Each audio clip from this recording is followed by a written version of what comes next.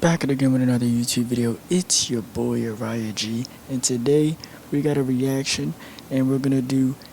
It's titled "Is WWE PG Era Dead?" Let's go. Probably gonna Ever get hit felt with an trapped ad. by endless ads while I watching knew your we were gonna favorite get hit with videos? an ad. There's a way.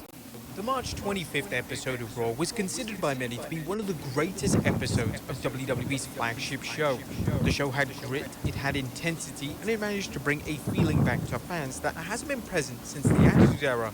The show featured names such as Cody Rhodes, The Rock, and CM Punk delivering TV-14 style curse words, and whilst most of these were censored, it highlights that the WWE talent, particularly those at the very top, are pushing the boundaries. If y'all don't know, by this week's Monday Night Raw, when Cody Rhodes' face was bleeding, we could say WWE's not PG anymore. I guess they're trying to bring that Attitude Era back, and then like The Rock cussing on the mic, they're blurring it out. I don't know.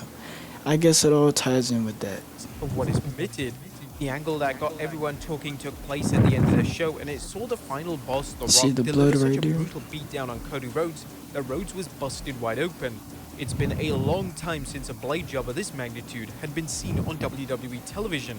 It's not just weekly TV that is leading to questions being asked around the PG status, as even on live events, Rhea Ripley is exposing her butt cheeks and delivering stink What in the faces. world? Whilst WWE You live know events that? are more relaxed, WWE and Ripley have embraced these Bro, raunchy antics hold and on, made bro, numerous social cheeks bro, as well as get that wrestlers out my using face. explicit Like- curse words. Fans are collectively asking, is the WWE PG I didn't know that I didn't know that happened at a live show. era dead?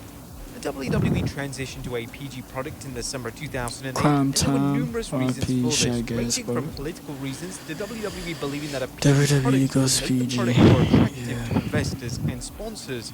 A lot of fans switched off the WWE product when this switch ensued, as some fans enjoyed the edgier presentation that a TV-14 product would allow. For the fans that remained, they mostly stuck by WWE due to their interest in their favorite stars such as John Cena, Randy Orton, and CM Punk. And whilst the product would embrace PG elements at times, for the most part the in-ring product was good. Yeah, I believe WWE went PG, I think, in 2008. The Raw, SmackDown, and pay-per-view events traditionally made for easy viewing. A lot of the criticism directed towards the PG era stems from the belief that WWE can't produce compelling content with a rating. Whilst this argument does have some degree of weight, it's worth noting that numerous storylines that have been widely celebrated over the past 15 years or so have been presented under PG guidelines. Storylines such as Randy Orton versus the McMahon family, Kofi Mania, and who can forget the ongoing Bloodline saga have all been PG. Additionally, SmackDown, WWE's secondary show, which debuted in 1999, has always been a PG presentation, and SmackDown during the Attitude Era and Ruthless Aggression Era always.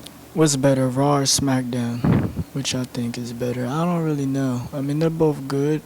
I'll say Raw, but then it just depends on what type of era, I Had guess. the ability to push the boundaries of what a Because I used to like Raw a lot, but then on SmackDown you got the Bloodline, like Roman Reigns. PG wrestling show would allow. The WWE is in a prosperous place And as The things Rock. stand.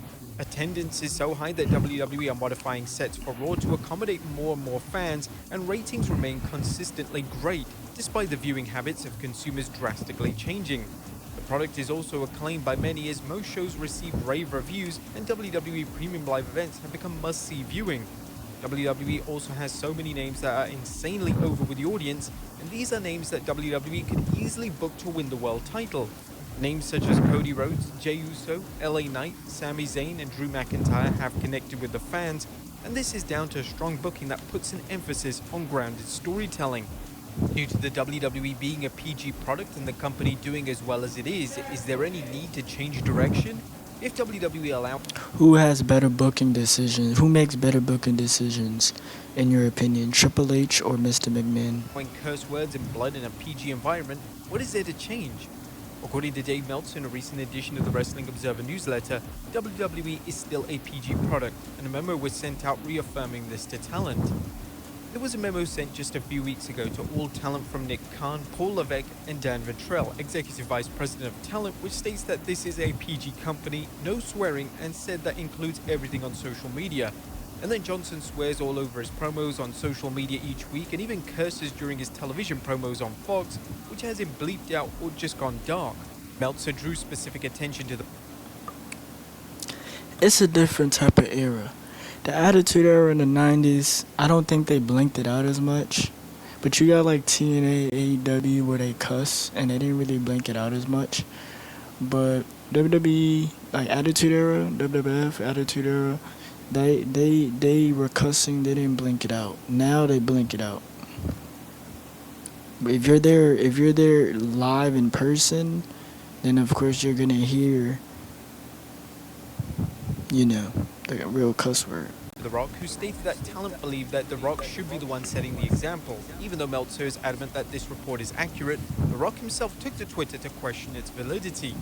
WWE have an upcoming move to Netflix, and this has led to speculation that this is finally when WWE will How y'all feel about that? Raw on Netflix. abandon the PG rating, mainly due to Netflix not being a traditional station such as USA or Fox. Whilst nothing is confirmed, CM Punk did throw a passing comment on Raw on March 25th that cursing will be allowed on Netflix.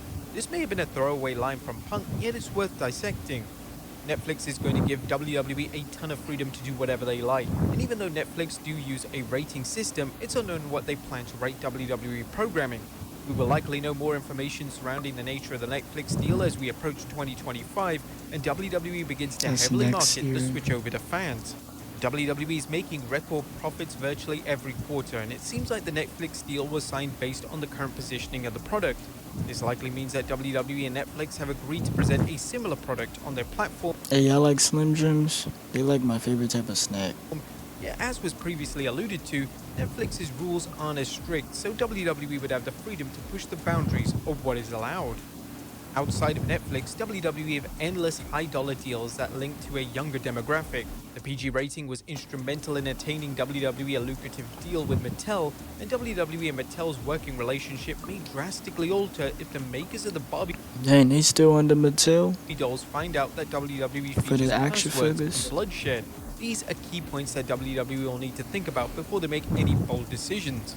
What many fans often forgot is that several years ago, it was widely reported by top sources within the wrestling industry that WWE was going to switch back to a TV-14 presentation. This change was only going to affect Raw, yet just a few hours after this initial report circulated, it was reported that WWE had scrapped the plans.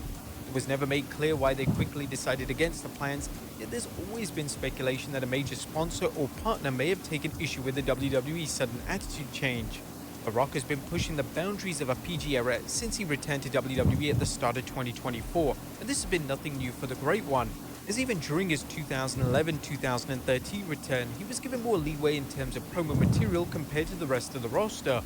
Now with The Rock on the board of directors, he is very much a corporate man, while still being a talent on TV. The Rock is never going to risk getting WWE in hot water, so it's likely that 90% of the things he says are either approved or nobody within WWE is taking exception to. Some fans on social media are rejecting the claims of this new era being a new attitude era, and some are labeling it as a renaissance era. This product is red hot, and as The Rock has stated, pro wrestling is finally cool again. This isn't just down to WWE pushing the boundaries by allowing their wrestlers to curse and bleed, it's thanks to Triple H's masterful booking, who's put pure care and attention into booking characters like they matter. Triple H put a lot Yeah, like Triple H's booking has been doing well since Vince hasn't been booking. So, yeah. of focus on storytelling and compelling rich storytelling in that. Storylines such as the Bloodline and Cody Rhodes' quest to finish the story have been pure cinema, and these have helped WWE get to the advantageous position they are in right now. But they may want to be careful of fans promoting the fact that the Attitude Era is back. Whilst the era was one of, if not the most successful and acclaimed eras in WWE's history, a ton of their storylines, particularly WWE's presentation of women, is now insanely outdated. Drawing attention to elements of this nature wouldn't do WWE any favors. On the flip side, casual fans who stopped watching the WWE product years ago, realizing that WWE is now cool again. I mean, yeah, like WWE has, every year WWE changes, I guess you could say. New talent come in, old talent come back, people return, new belts, new pay-per-views. And then it's just a new era, so WWE has gotten good again, I guess you could say. I've always watched wrestling, so yeah. And product isn't as cartoonish and kid-friendly as it once was, could be the next step in WWE reaching the heights of yesteryear. Right now, it seems as if the PG era isn't dead just quite yet, but WWE are pushing the PG guidelines, and if sponsors of relevant networks don't kick up a fuss, then it's likely that these edgier, more controversial elements of their presentation are here to stay, especially as WWE enter a new era on Netflix in 2025. Even if they did commit to changing the rating to a TV-14 classification, not too much would change. Sure, TV-14 gives WWE more creative freedom in some areas, yet they still have to answer to sponsors, Yeah, I partners, think and that's the networks. thing that Triple H, he owns that It may be company, WWE's TKO. best interest to So, stay where they are and ride this incredible hype train for as long as humanly possible. What would you guys think? Let us know in the comments. alright, so that was titled "Is WWE PG Era Dead?" I don't like that cover. That cover is so weird. So yeah, get out of here. Get out of here. I don't want to see that anymore. So yeah, subscribe, like, comment. Tell me what you guys want to see next in the comments down below. And yeah, Uriah out.